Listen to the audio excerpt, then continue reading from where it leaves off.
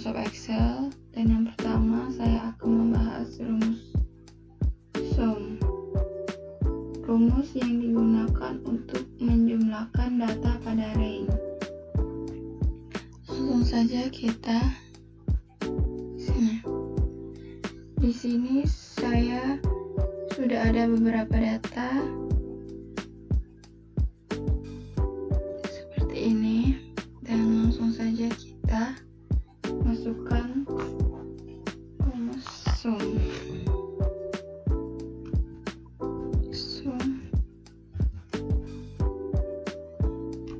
Buka kurung, kita log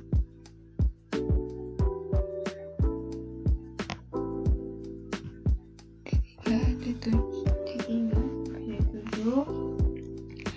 lalu tutup kurung dan enter. Maka totalnya adalah 392. Selanjutnya di fungsi kedua ini akan membahas rumus average. Average adalah rumus yang digunakan untuk mencari besaran nilai rata-rata dari kumpulan data dalam periode tertentu atau sekelompok data. Seperti ini, mencari nilai rata-rata. Dan kita masukkan rumus average. Langsung saja klik OK. Nah, seperti ini komanya. Dan bisa jika kita ingin menghilangkan koma, klik ini. Seperti ini. Kita akan membahas rumus if. Rumus if adalah rumus yang digunakan untuk mengembalikan satu nilai jika kondisi benar dan nilai lain jika kondisi salah. Langsung saja kita tulis if buka kurung E4 lebih sama dengan 70 itu KKM-nya. Jika tuntas, dan ini jika belum tuntas.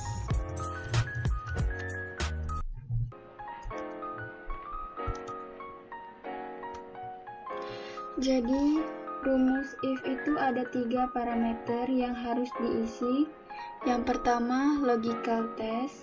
Logical test ini merupakan syaratnya seperti ini, KKM-nya 70, apakah 65 ini memenuhi 70, apakah tuntas atau tidak, dan ini yang benar dan ini yang salah. Selanjutnya kita tutup kurung, lalu klik enter. Belum tuntas.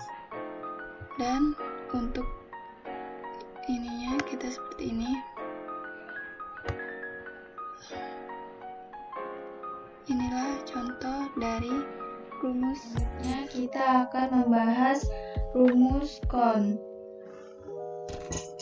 Rumus CON itu adalah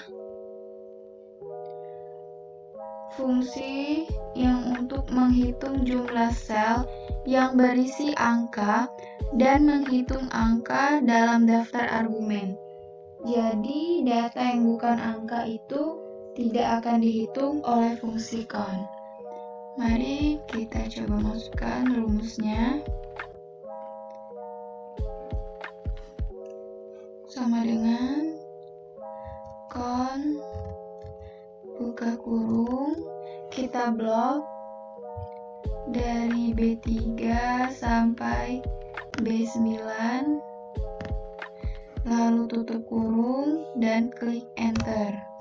Maka hasilnya adalah 5. Berarti ada 5 data yang berupa angka 1, 2, 3, 4, 5. Sedangkan yang 3 dan 5 ini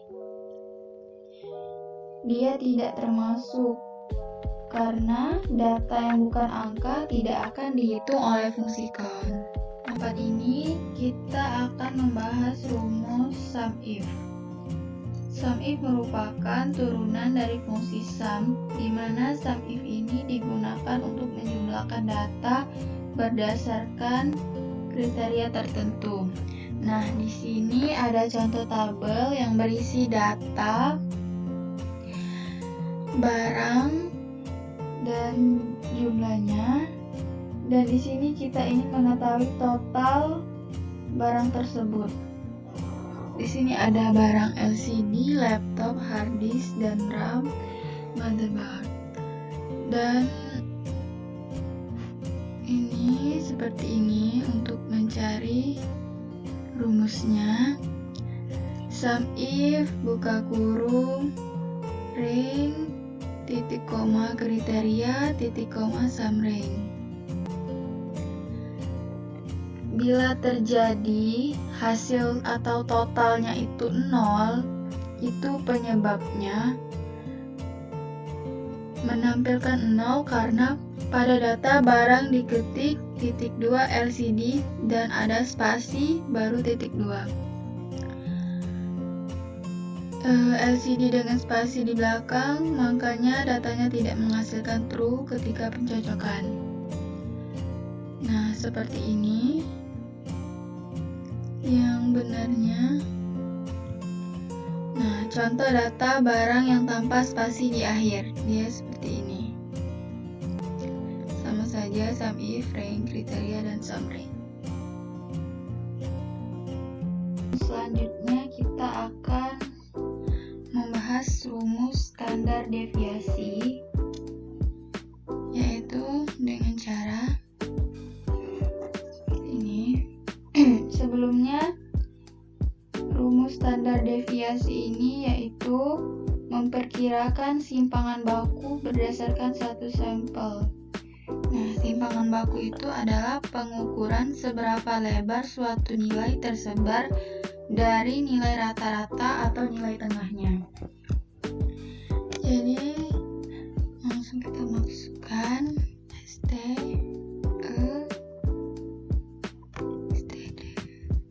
standar deviasi, buka kurung, kita blok nilai ini.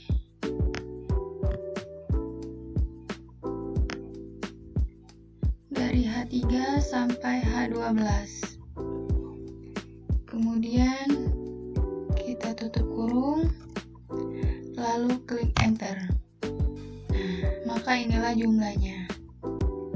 Hasil dari standar deviasinya, kita akan membahas rumus PMT, yaitu di sini ada nilai kreditnya 20 juta, bunga per tahunnya 18%, waktunya 10 tahun, dan kita akan menghitung rumus PMT-nya. Buka kurung, rate-nya 18%, waktunya 10 tahun, dan nilai kreditnya 20 juta, lalu klik enter. Untuk itunya kita tambahkan sini ABS, buka kurung, lalu tutup kurung, klik enter. Maka hasilnya akan seperti ini. Dan untuk mengetahui saldo awalnya, kita sama dengan D3.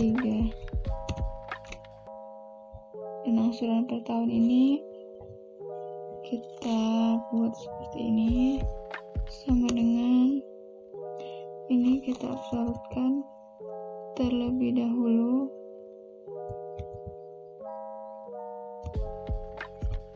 Lalu klik enter. Dan untuk mencari bunga per tahun itu kita seperti ini, B sama dengan B9 yang 20 juta tadi, dikali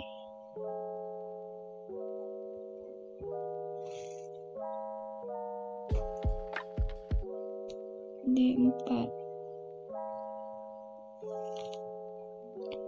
Kita kali D4 yaitu, tapi terlebih dahulu kita absolutkan terlebih dahulu.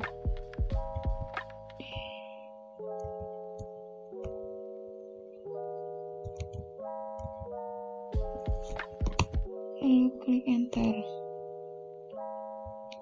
Dan untuk cicilan pokok pinjaman itu angsuran dikurang bunga, berarti D9 dikurang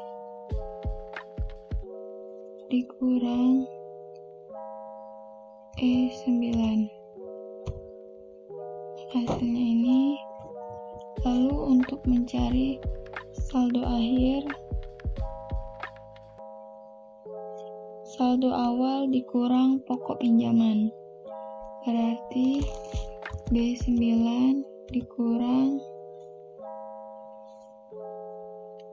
G9. Sebelumnya sama dengan, lalu kita klik enter, maka hasilnya ini. Seperti itulah untuk mencari. Oke, di selanjutnya kita akan membahas rumus max, yaitu untuk menentukan nilai tertinggi dari sekumpulan nilai atau untuk mendapatkan nilai terbesar dari sejumlah data. Di sini saya telah membuat tabel terlebih dahulu.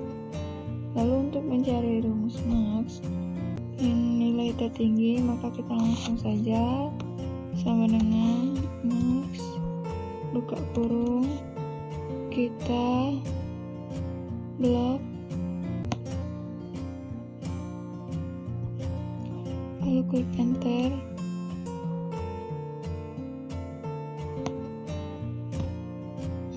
Maka inilah nilai tertinggi dari data tersebut.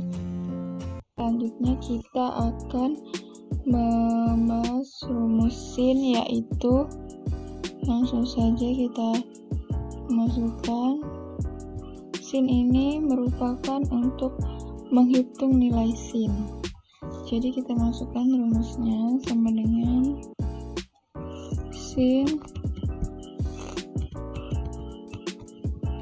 sin buka kurung radians, terus kita lihat B4 tutup kurung, lalu enter, maka hasilnya 0. Lalu kita tarik ke bawah, maka akan seperti ini. Oke, inilah cara menghitung sin. Selanjutnya kita akan membahas hyperlink. Hyperlink adalah suatu rumus dengan tujuan penggunaan mempermudah navigasi ke bagian spreadsheet tertentu ataupun ke suatu situs. Jadi di sini saya telah membuat daftar ini, tabel untuk nilai kimia ini dan nilai olahraga. Jadi langsung saja kita klik insert lalu klik ini links, dan ini ada sheet 1, sheet 2 sama sheet 3. Lalu kita klik sheet 1, oke, maka akan seperti ini. Dan klik lagi sheet 2, lalu klik OK, maka akan seperti ini. Jika kita klik ini, maka akan berada di sheet 1 seperti fungsinya tadi, yaitu mempermudah navigasi ke satu situs. Dan jika juga kita klik sheet 2, maka